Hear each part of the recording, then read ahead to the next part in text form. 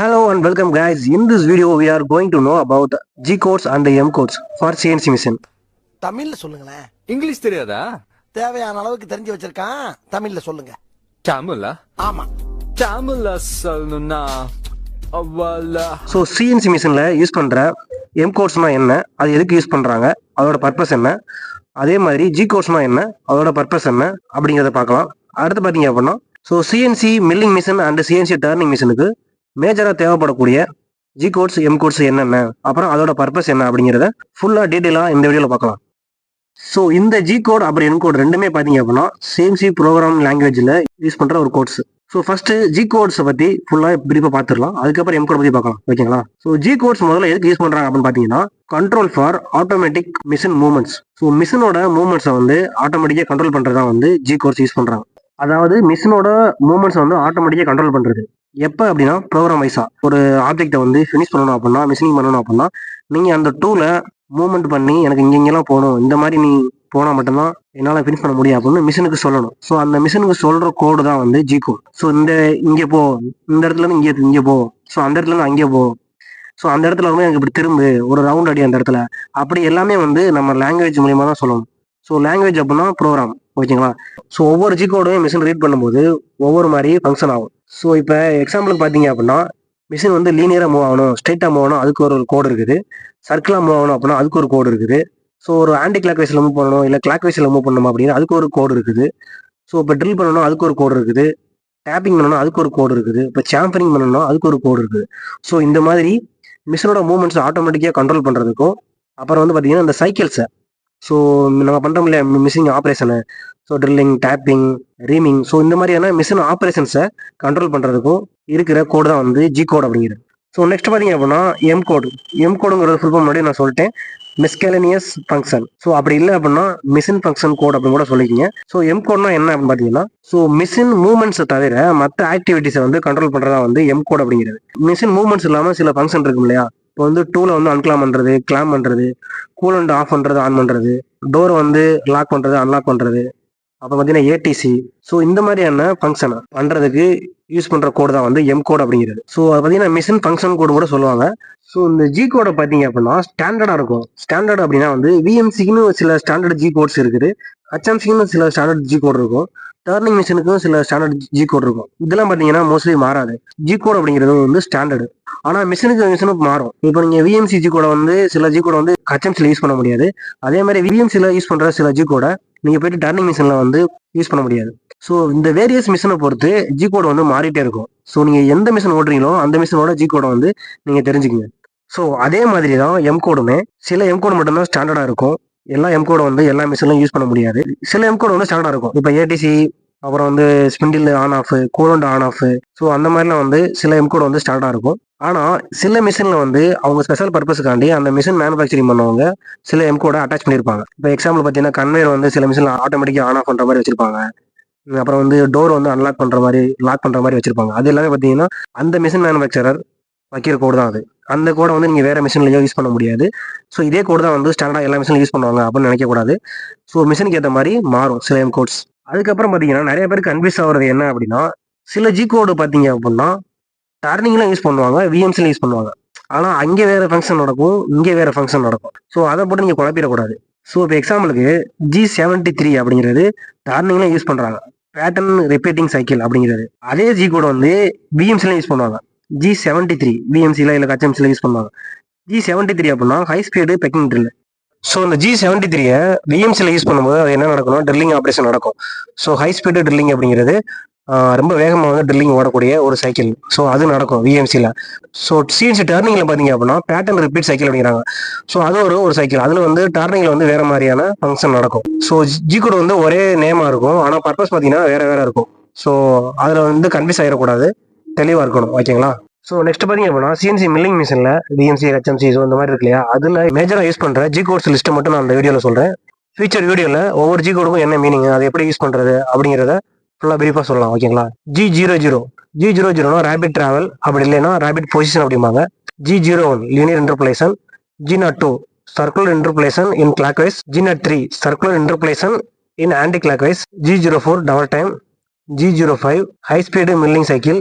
அப்புறம் பார்த்தீங்க அப்படின்னா G15 polar coordinate command off, G16 polar coordinate command on, G17 XY plane selection, G18 XZ plane selection, G19 YZ plane selection, G20 input in inch, G21 input in mm, G28 return to reference point, G30 return to second or third fourth reference point, G32 left hand threading, G40 cutter compensation cancel, G41 cutter compensation left, G42 cutter compensation right, G43 two length offset plus enable, G44 two length offset minus enable, G49 two length compensation cancel, G53 machine coordinate system selection, G54 to G59 workpiece coordinate system selection. So நம்ம சிம்பிளாக சொல்லணும் அப்படின்னா work offset அப்படிம்பாங்க. So G54 to G59 வந்து work offset selection. G68 coordinate rotation, G69 coordinate rotation cancel, G73 அப்படின்னா high speed peck drilling, G74 left spiral cutting cycle, G76 fine boring cycle, G80 canned cycle cancel, G81 drilling cycle or spot drilling cycle, G82 counter bore cycle, G83 peck drilling cycle, G84 right hand tapping cycle, G85 reaming cycle. So G86 to G89 இது நாலுமே பார்த்தீங்கன்னா boring cycle தான். So இது ஒன்று ஒரு மாதிரியான boring cycle பண்ணும். நான் அடுத்த வீடியோவில் நான் கண்டிப்பாக அதை பற்றி போடுறேன். ஸோ அடுத்து பார்த்தீங்க அப்படின்னா G19 absolute command, G91 incremental command, G94 feed per minute, G95 feed per revolution, G98 return to initial point in canned cycle, G99 return to R point in canned cycle. So இந்த எல்லாமே பார்த்தீங்கன்னா விஎம்சியில் use பண்ணுற mostly இம்பார்ட்டண்டான G codes. So இது தெரிஞ்சாலே போதும், program இதிலே கவர் ஆயிரும். ஸோ இதை தவிர்த்தும் சில ஜி கோட்ஸ்லாம் இருக்குது, அதை பார்த்தீங்கன்னா மோஸ்ட்லி யூஸ் பண்ண மாட்டாங்க. ஸோ இந்த ஜி கோட் தெரிஞ்சாலே போதும். ஸோ இந்த ஒவ்வொரு ஜி கோடையும் பார்த்தீங்கன்னா என்ன மாதிரி ஃபங்க்ஷன் ஆகும், அது எதுக்கு யூஸ் பண்ணுறாங்க ப்ரோக்ராமில் அப்படிங்கிறத நான் ஃபியூச்சர் வீடியோவில் ஒன்னொன்னே பிரீஃபாக எக்ஸ்பிளைன் பண்ணுறேன். ஸோ அடுத்து பார்த்தீங்க அப்படின்னா சிஎன்சி லேத்தில் சிஎன்சி டர்னிங் மிஷின்லாம் எந்த மாதிரியான ஜி கோட்ஸ்லாம் இம்பார்ட்டண்டாக தேவைப்படுது அந்த லிஸ்ட்டை பார்க்கலாம். G22 stored stroke check function on, G23 stored stroke check function off, G27 reference position return check, G28 return to reference point, G30 return to second reference point, அப்புறம் G32 thread cutting, G40 tool nose radius compensation cancel, G41 tool nose radius compensation left, G42 tool nose radius compensation right.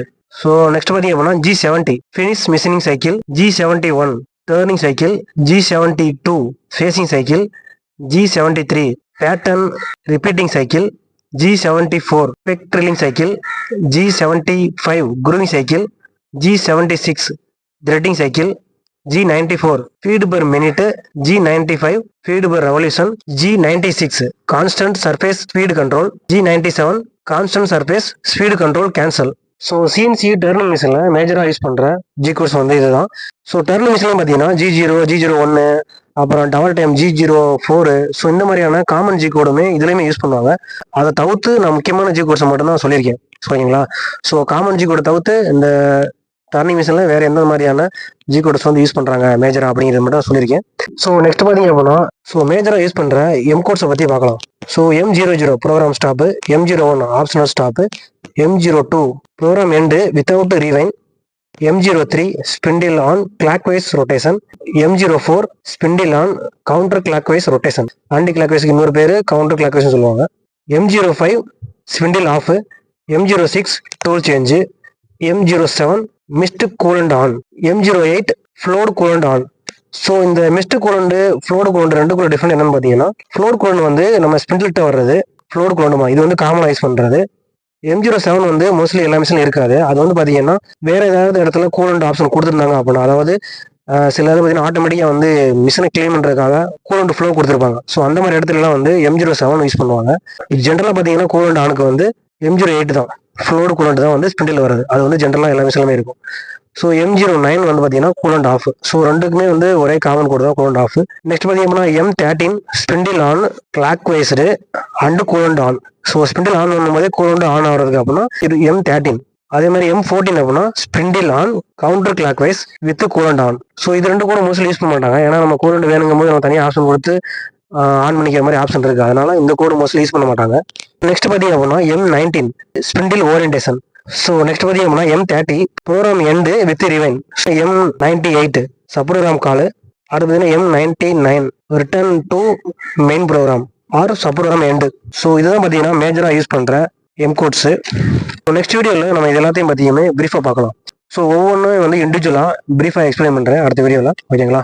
So இந்த வீடியோவில் எவ்வளோ doubt இருந்துச்சு அப்படின்னா கீழே comment பண்ணுங்கள். So நாங்கள் போடுற அடுத்தடுத்த வீடியோலாம் உங்களுக்கு தெரியணும் அப்படின்னா சப்ஸ்கிரைப் பண்ணி நோட்டிஃபிகேஷன் ஆன் பண்ணிக்கங்க. நன்றி, வணக்கம். 1, 2, 3, 4